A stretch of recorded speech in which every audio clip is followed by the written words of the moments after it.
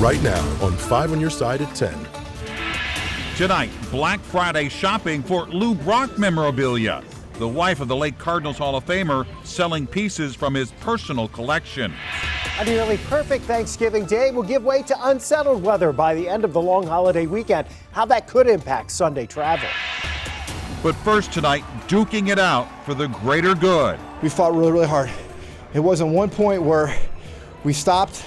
We just kept fighting and fighting and fighting. We're live at Guns N' Hoses, a Thanksgiving Eve tradition. The last fight just wrapped up within the hour. Good evening. I'm Mike Bush. And I'm Ann Allred. The competition between firefighters and police raises money for the families of first responders. 5 on your side's Brent Solomon is live at Enterprise Center, where a sold-out crowd watched them battle it out in the ring, and it is sold out every single year, Brent. That's right, and you know, year after year, Ann, it's Team Red versus Team Blue. But in the end, there could only be one winner. This year, the police officers coming out on top, but organizers tell me because of your support, the community as a whole is the real winner. Get ready to rumble. The 36th annual Budweiser Guns N' Hoses events drawing the typical big crowds at Enterprise on the night before Thanksgiving. It's awesome. Former Arnold police officer Ryan O'Connor is front and center. He was shot in the head on the job back in 2017. You know how many people were there to pray for you and to see you through, and look at you here today. Yes, I know. Isn't it good?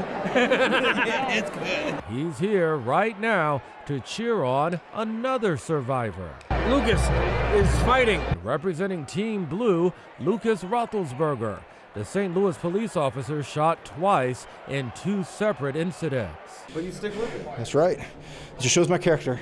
Although he lost his bout, he made a new friend, his opponent, an officer with Florissant Police. It really is something, and St. Louis does it right every year. It's about camaraderie, friendly competition, and fundraising. Before Wednesday's events, Backstoppers have raised some $11 million in nearly 4 decades. If we have a time where, financially there's an issue and we have a public safety officer die in the line of duty, the community will step up, and they've done it every time. The families who have benefited say the support means the world. It reminds us every year how lucky we are, especially after coming so close to losing Ryan. Now, tonight's event also recognized 2 fallen officers, one of them being Sergeant Mason Griffith. He was shot and killed at a Herman convenience store back in March, leaving behind a wife and a young son. Organizers tell me this is why this event continues to meet a need. We're live outside of Enterprise in downtown St. Louis. Brent Solomon, 5 on your side. A somewhat busy night at St. Louis Lambert International Airport as holiday travelers make their way home for Thanksgiving. More than 200,000 flyers are expected to fly through St. Louis over the long holiday weekend. So far, it's been smooth sailing, just a few minor delays. It's also a busy night at airports in Atlanta, Dallas, Seattle, and LA. Despite the large crowds, there are no major cancellations or delays. That's great news. And if those travelers are coming to St. Louis, they're arriving to some pleasant Turkey Day weather. Chief Meteorologist Scott Connell joining us now with the Weather First Thanksgiving forecast. Yeah, looking pretty good as we head into tomorrow for sure. Skies cleared out today. Allowed us to have plenty of sunshine.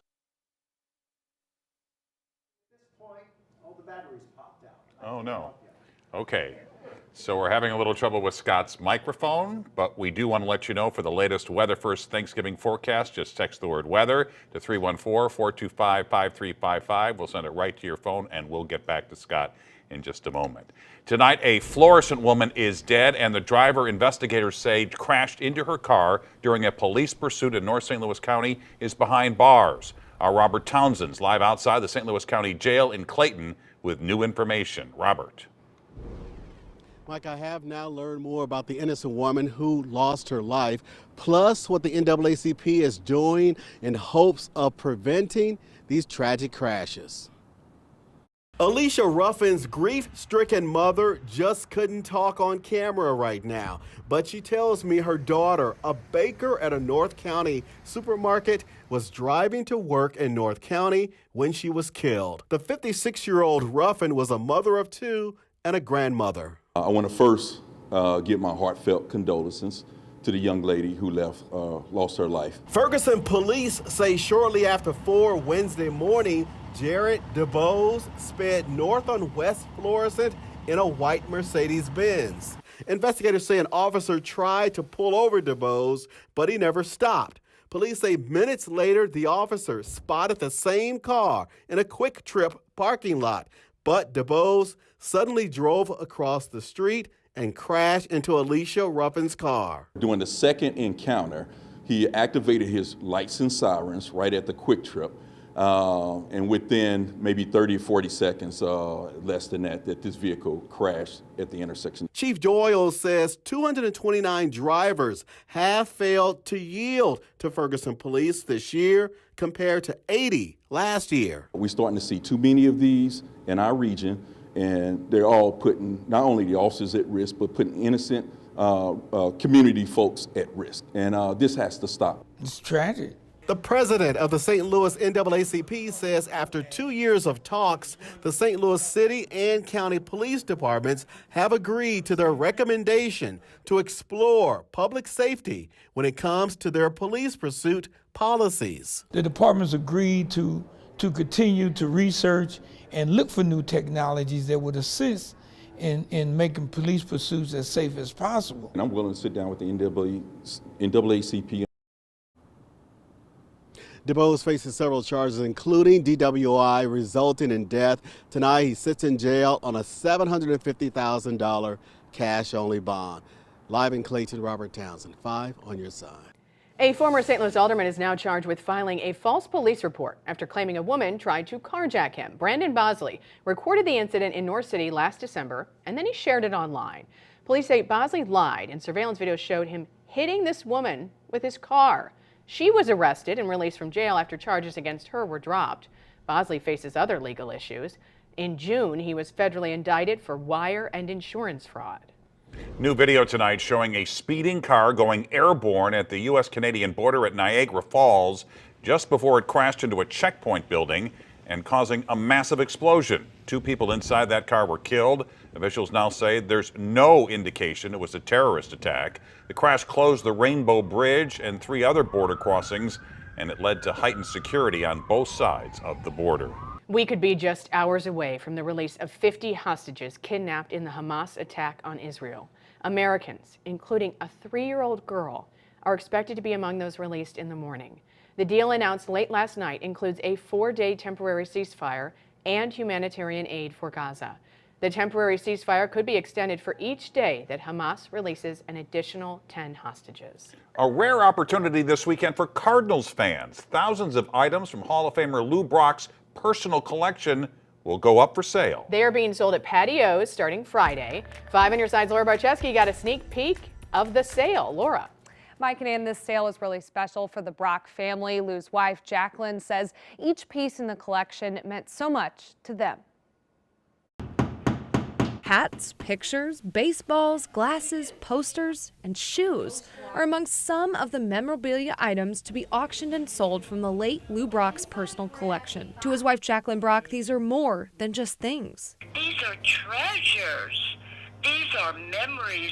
Everything that's there has such a profound memory and has such special value. The staff at Caring Transitions is running the sale. We transition people from where they are to kind of where they want to get to, where they want to be in terms of their items. Angie Kwasny says they got to hear the stories of each item as they went through Brock's things piece by piece with the woman he loved for more than 24 years. To see somebody have such dedication and love for one person in his memory as Mrs. Brock does have for him, it's like something everybody would love to have in their life. You'll see things from his days as a player for the Cubs and even more from his time with the Cardinals, where he made history becoming a member of the 3,000 Hits Club, stealing bases, and more importantly, caring for his community. Everywhere we went, people told their stories. To Lou, I've heard every story story you can imagine. Lou was always patient and allowed them to share their special memories. And now she wants fans who loved him to take home a little piece of his historic life. I would want the fans to know that Lou loved them even the more, and for them to have a piece of Lou's legacy, his history in their homes, I'm believing would be so special to him if he was yet here with us. The sale starts on Friday at Patios Bar next to Busch Stadium with a special ticket-only event. And then on Saturday and Sunday, it's open to the public with new items put out each day. And most of those funds will be going back to the family and their foundation. We'll have all that information that you need on KSDK.com. Thanksgiving is not a holiday for firefighters. We will be busy tomorrow. Yeah, we're sure of that. The common mistake that could turn your gathering into a disaster. 'Tis the season to shop until you drop, and drop a lot of cash. Tonight we're helping you make ends meet with ways to give without busting your holiday budget. While we do have the S word in the forecast, any impacts are expected to be minimal to those traveling this weekend, but we are tracking another cool down.